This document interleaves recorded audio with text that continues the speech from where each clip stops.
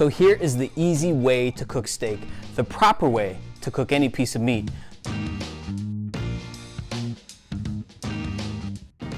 The first thing you want to do is start with a really dry piece of meat. So as you can notice here, this is a piece of steak. You can use chicken, pork, whatever it is. The same rule applies to any piece of meat. It has to be really dry. So you'll notice this piece of meat is really dry. The second part is make sure that it's closer to room temperature.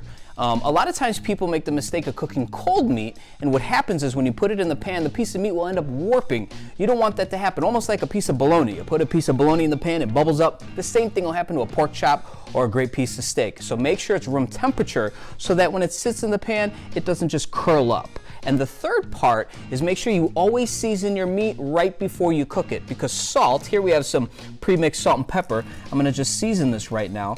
The reason why you want to season it right before you begin to cook it is because if I add it too early, what happens is the salt draws out all the moisture, and then your piece of meat will be dry and the steak will be sitting in a pool of blood. Okay, so next I'm going to get my pan ready. This pan here is a cold pan. For the home cook, I always recommend starting in a cold pan because I'm going to add my oil into it. I like using grapeseed oil when I'm searing off a piece of meat because grapeseed oil has a really high smoking point. So now I'm going to turn my stovetop onto high, and I'm going to wait for this just to barely smoke. When it barely smokes, it's going to tell me I'm ready to start sauteing. If I do it before that, what happens is my pan will be too cold, my meat might stick, and it'll just turn gray and probably steam. So I'm going to wait for that just to barely smoke.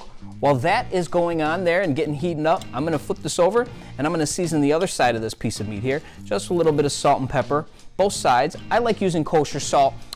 It's really forgiving, meaning the more salt I put on it, it's actually not as salty as if I were to use like iodized salt. Iodized salt, you put a little bit, it's going to be really salty. Okay, so take a look here. This here is just beginning to smoke around the outside. Can you see that? Now I move my oil around before I lay my piece of meat in here. And here's a little secret too. I'm gonna lay my piece of meat in just one side of my pan, okay? So one side here, I still leave this entire side completely empty.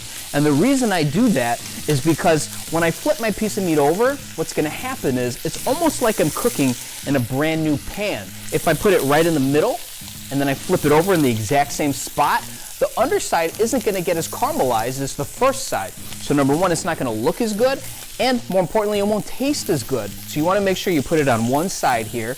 Don't mess with it. Sometimes when we putz with our meat, if we're messing with it, the temperature of the pan will actually come down and you'll end up searing just one side, and it'll just kind of caramelize on one side instead of actually cooking, and then the other side will just steam if you just mess with it too much. So what I'm gonna do now is just move my oil around.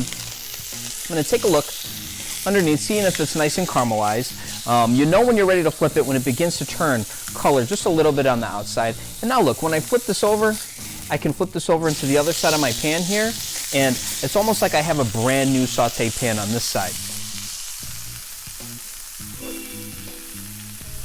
So here's the trick to telling if your piece of meat is finished.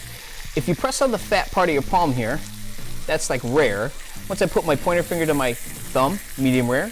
Middle finger to my thumb, medium. Ring finger to my thumb, medium well. And pinky finger to my thumb, well done. So it'll get just a little bit harder and harder every time you do it. The same thing applies to my piece of meat. When you press on the piece of meat here, you can tell the tenderness of it. This here's well done. It's obviously a really skinny piece of meat. But what you want to do here is just press on that, and that'll tell you your temperature.